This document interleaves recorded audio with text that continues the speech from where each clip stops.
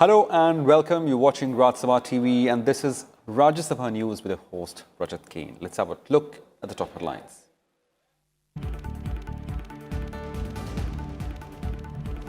Rajya Sabha begins general discussion on Union Budget 2021-20, 10 hours allotted for discussion.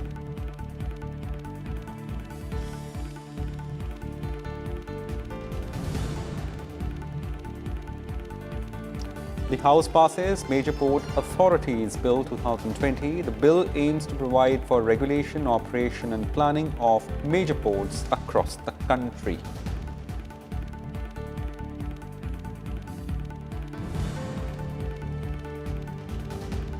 And lastly, members raise issues of public importance during Zero Hour and Question Hour. MP Anil Baluni highlights need for a mechanism to study glaciers.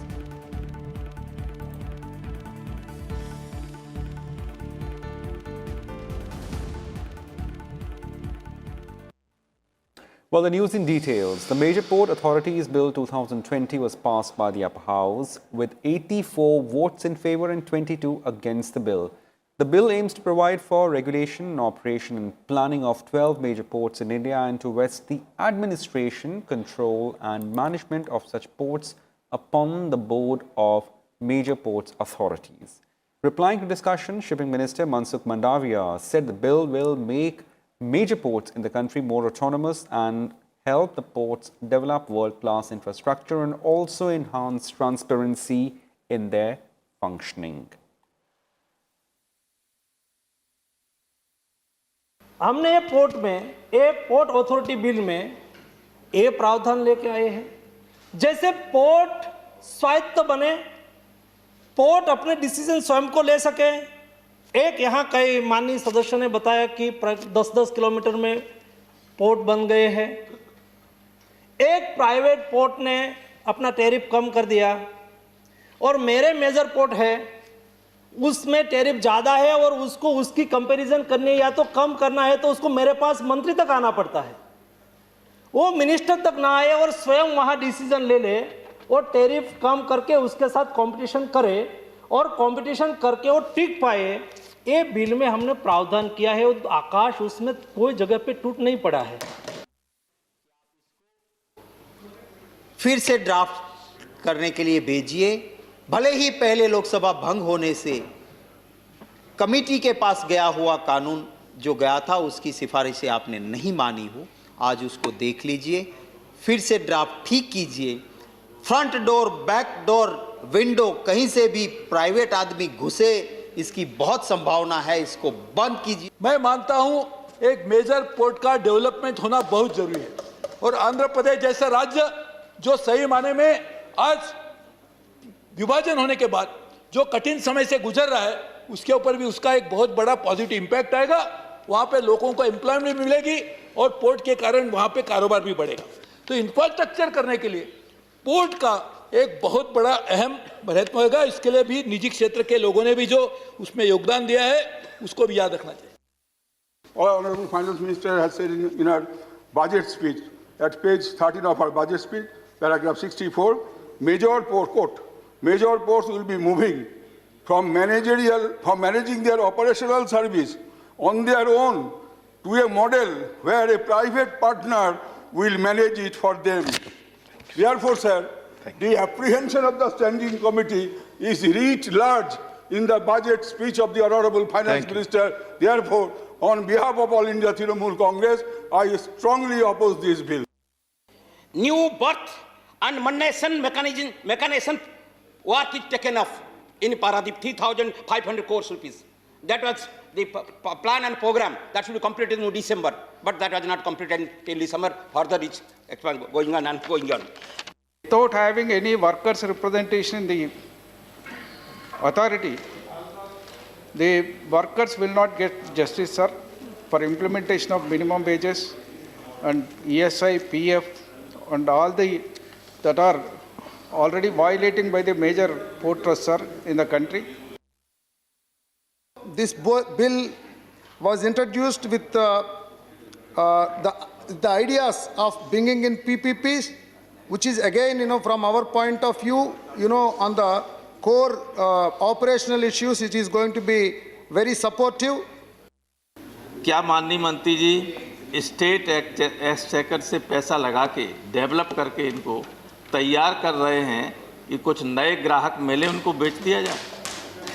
मंशा तो यही है। Law is never away from common sense. Common sense यही कहता है कि आपका जो काम करने का तरीका है वो यही है। सारी जन संपदा को धीरे धीरे बेचने का काम ये गवर्नमेंट कर रही है। ये जो कमेटी बनाई जाएगी पोर्ट पर, उसमें एक एक रिप्रेजेंटेटिव उस स्टेट का होना है जहां ये मेजर पोर्ट हैं। लेकिन मेरा अनुरोध होगा कि वो ऐसे स्टेट्स जो लैंड लॉक्ड हैं, जिनका एक्सेस पोर्ट पर नहीं है, उनको भी इस बोर्ड में उनका भी रिप्रेजेंटेशन होना चाहिए। I would like to register my strong opposition to this bill.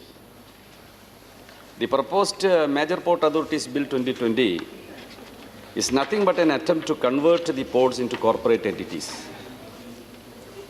It will make them an easy target of acquisition by corporates or multinational companies at throwaway prices, including its huge lands and other assets. Ironically, what I find in all establishment, Honorable Minister, sir, why do you not look at the possibility of representative of labor However, unions? it seems, as per Clause 2 and 3, Section 22, Clause 2, Section 25 and Section 26, it takes away the involvement of the state government in the creation of the master plan. Instead of developing private airports, the central government has to take it by giving the appropriate powers to the state government also, by considering the Section 22, 23 and 25.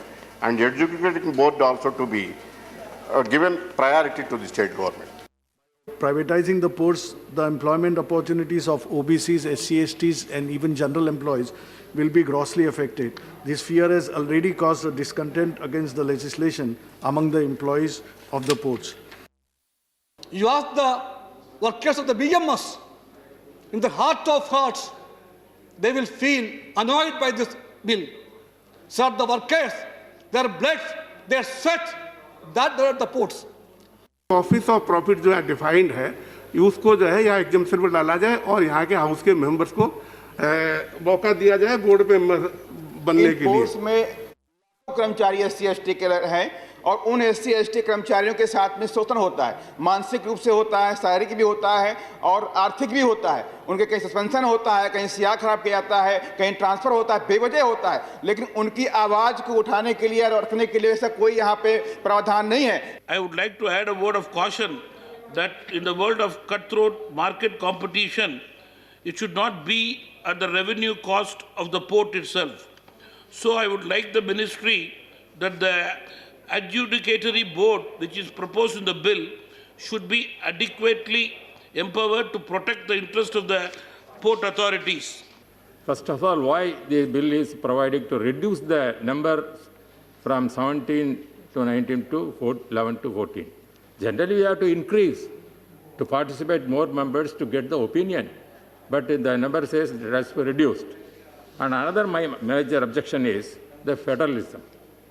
Because when the state government is having the lands right for that, but you are diluting that to create to use its lands, property, assets and funds, as it may be deemed fit for the benefit of the major port. कि जिस तरह 1963 के अंदर जो कानून बनाए गए थे, उसके अंदर 134 कानून वगैरह थे, उसको घटा के 76 कानून जो बनाए गए हैं और उसके साथ कई ऐसे प्रावधान दिए गए हैं जो पोर्टों को डेवलप करने के लिए, उसको व्यापार के लिए, प्रवासन के लिए और उसका ज़्यादा से ज़्यादा लोगों को काम में आए और उसका जो री इनकम है वो राज्य सरकार और केंद्र सरकार को मिलने वाली है। Well, moving on, Rajya Sabha began general discussion on Union Budget 2020-21. The House has allotted 10 hours for discussion. Normally, discussion on the general budget is taken up first in Lok Sabha, but discussion started in the upper house first only the 6th time today. Earlier discussion on budget commenced first in the upper house in 1955, 59, 63, 1965 and 2002. Initiating discussion, Kapil Sibal of the Congress Party questioned government's disinvestment plans. BJP Sushil Modi said the year's budget has lived up to the expectations in allocation, expenditure and reforms. Budget में शुरुआत में ही मंत्री जी ने भारत की आत्मनिर्भरता की बात की। कोई ऐसा नागरिक नहीं होगा, कोई ऐसा सदस्य नहीं होगा जो ये नहीं चाहता हो कि भारत आत्मनिर्भर हो। हम सभी चाहते हैं, ये हमारा सपना है। लेकिन जो हालात हैं हिंदुस्तान में, जो हिंदुस्तान की आर्थिक स्थिति है, उससे कई सवाल उठते हैं कि वाकई में हम उस दिशा में जा रहे हैं। मैं प्रधानमंत्री जी का भाषण सुन रहा था और उन्होंने कहा कि 86% किसान हिंदुस्तान के, उनकी जो होल्डिंग है, ज़मीन है, वो 5 एकड़ से कम है। 86%। तो क्या वो आत्मनिर्भर हैं? इसीलिए क्या किसान दिल्ली के बॉर्डर पे शांतिपूर्वक आंदोलन कर रहा है क्योंकि वो आत्मनिर्भर है? Let me start by giving you as to what was the state of the economy just before COVID. Industrial investment growth rate, NDA 6%, पुरानी बात कर रहा हूं, UPA 1 25%, UPA 2 3%, BJP 1%, 2%. Credit of bank loans, real growth per year, NDA 13%, UPA 1 20%, UPA 2 6%, BJP 4%.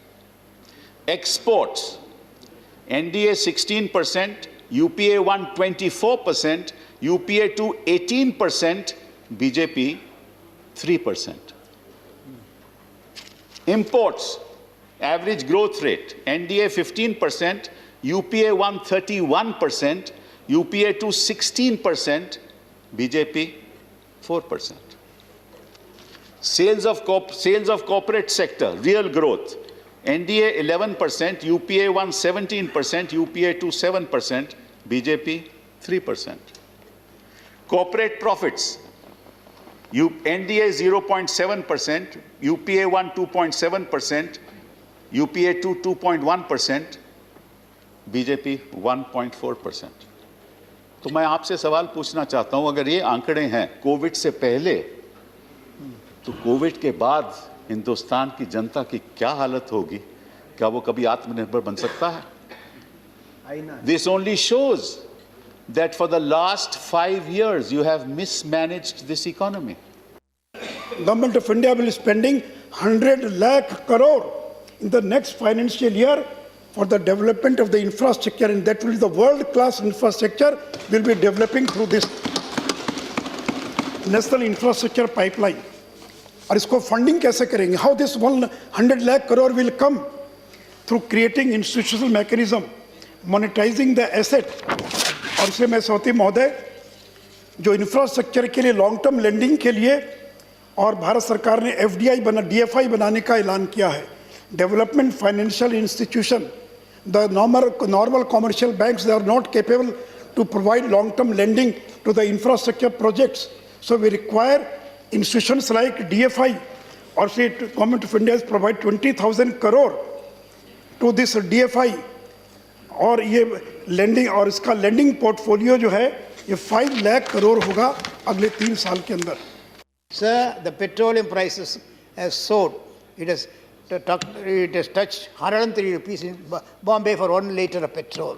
Even in Coimbatore yesterday it was 90 rupees 25 paise at 30 paise. And diesel also is costing about 83 rupees 20 paise. This is skyrocketing, about nothing but skyrocketing. But actually the crude prices have crashed. It has come to the rock bottom. It is between hovering around 30 to 40. levying of a duty must be definitely avoided. It is because of that every individual is suffering today. That sufferance must not be there. That's what I wanted to mention, and I appeal to the Prime Minister. I appeal to the government and the Finance Minister also to take away this duty, too much of duty, and they can adopt some other method to repay the state. I also think that the budget gave a definite policy direction in the medium and the long term for country's finances and economy, which is good for private investment and FDI to come in. It introduced developmental financial institutions, allocation for COVID vaccine, which members have already said, asset monetization. But one important thing about transparency, which the budget brought in after 70 years of independence, is the food subsidy budget being brought inside the budget document and it therefore into the government account and not keeping it outside the budget as an extra budgetary item. I will use the framework, sir, therefore, of equity, climate and gender symmetry, and lastly, federalism, cooperative federalism that has been talked about while talking about the budget. The inequalities in India has been talked about. During the budget, sir, 170,000 people lost their jobs every hour in the month of April. The Niti Aayog had also, in its index 2019, had reported about increase in poverty in 22 states since 2018, 24 states across 7 indicators and several such indicators. The pandemic only exacerbated this problem. So I would probably think that this budget is very strong on intent, but there could have been more empathy for Gandhi's poor that I talked about. The fund allocation to the development sector has come down from 1.37% in 2020-21 budget estimates to 1.30% in 2021-22. If you take out the food budget, the total stimulus is just about 1% more than the BE of last year. But it is understandable that the pandemic was there. When we talk about equity, we also have to be cognizant of the fact that the size of the cake has to increase. Therefore, there has to be a growth impetus. When I talk about the fact that more could have been done, I refer to agriculture, which is the largest employer in this country, but the allocation has decreased by 8.5%. Textiles, the increase is 3%, but capital expenditure has decreased by 20%. That is the second highest employer. School and education and literacy, the decrease is 8.3%, higher education 2.82%, animal husbandry 5.7%, empowerment of persons with disabilities 11.6%, women and child development 18%. These are all down. Therefore, I am worried. I am concerned. Atmanirbhar Bharat, which is the soul of the government, will remain a mirage if legislative decisions are not converted into executive action, sir. Sir, we are a federal country, and the federal Dancha is the heart and soul of the Indian Union. It is an intrinsic part of a constitutional scheme of things, and cooperative federalism is the leitmotif of Honorable Prime Minister Shri Narendra Modi and his government. So every effort should be made by the government to protect and preserve this structure, otherwise things will start to slip away. So I only reiterate what the Prime Minister said, that cooperative and not cohesive federalism must be the norm of the country. With due respect to all, I want that it is not in good spirit to show big brotherly attitude towards states which damage and destroy the federal structure of this country. You are showing discrimination in the budget proposals. I can name many, but time constraint stops me. Nevertheless, most of the proposals have gone to the poll-bound states, to others. I have no grouse against them, but I only wish that equal treatment be given to all and push further the performing states so that they become growth engines of this country, sir. Well, that's it in this segment. Stay tuned to Raj Sabha TV for more in the next segment after the break.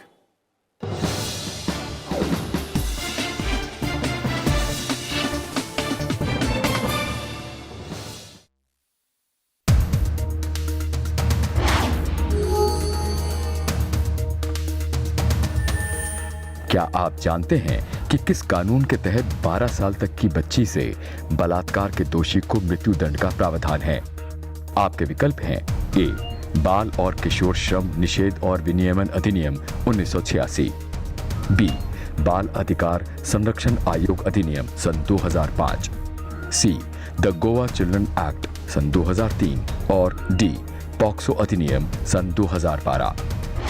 सही जवाब देखिए आज रात 8:30 बजे सिर्फ Rajya Sabha TV पर।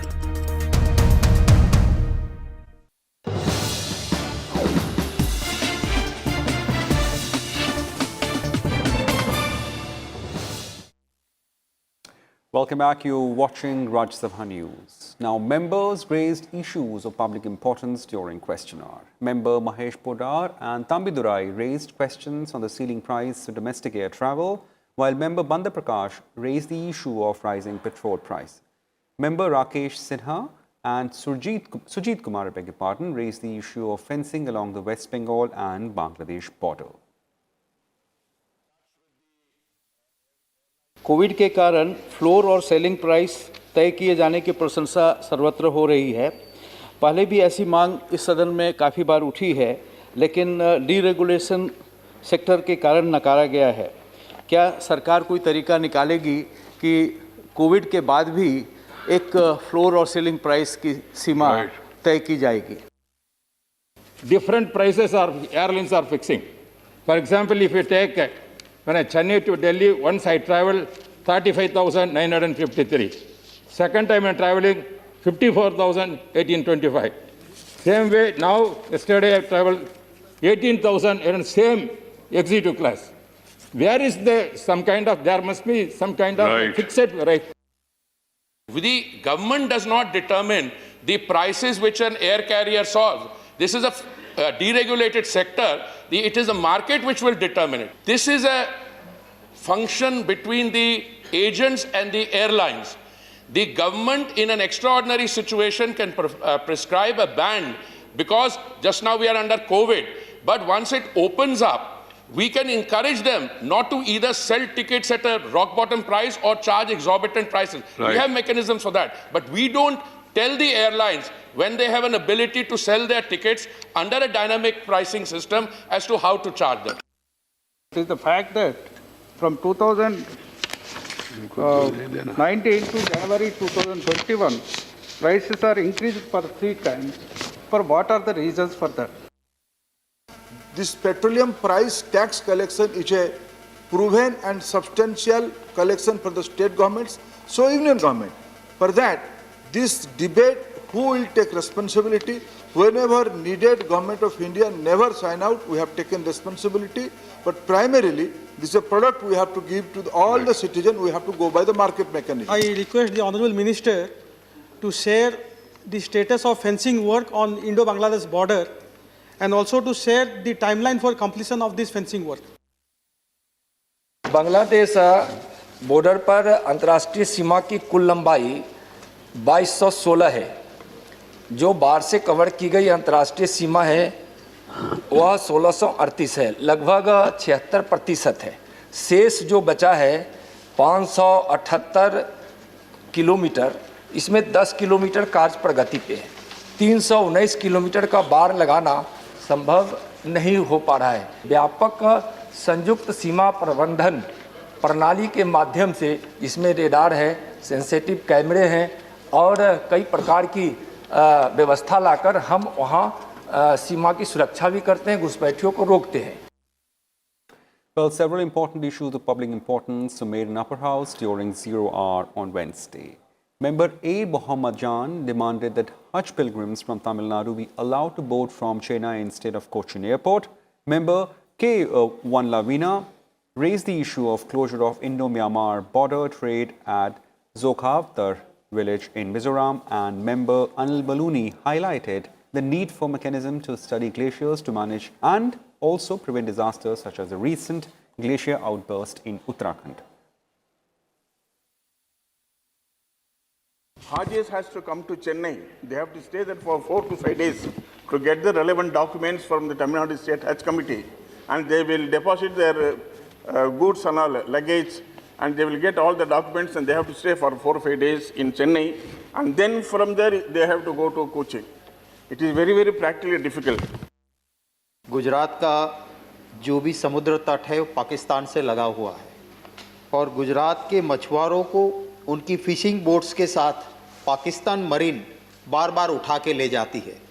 हाल में ही अभी की बात करें तो 1100 फिशिंग बोट और 400 मछुआरे पाकिस्तान की कराची जेल में कैद है। मैं अनुरोध आपके ज़रिए सरकार को करना चाहता हूं कि इनको जल्द से जल्द वापस लाने की और बोट्स को भी वापस लाने की सरकार उसके लिए कदम उठाए। महोदय, हाल के वर्षों में उत्तराखंड में ग्लेशियर टूटने, बादल फटने और भारी भूस्खलन की घटनाओं में वृद्धि हुई है।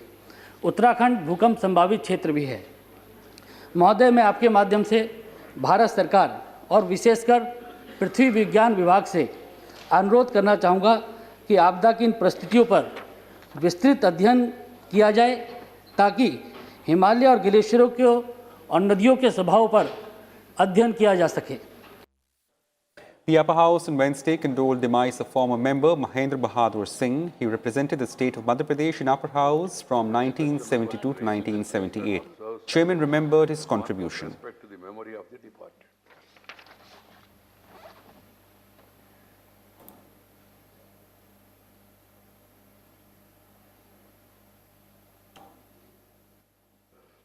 Well, the Joint Committee of Parliament examining the Personal Data Protection Bill has been given time till first week of second part of the ongoing budget session to submit its report. The panel has 20 members from Lok Sabha and 10 from Rajya Sabha. The bill seeks to provide for protection of personal data of individuals and establishes a data protection authority. Joint Committee on the Personal Data Protection Bill 2019 by the House.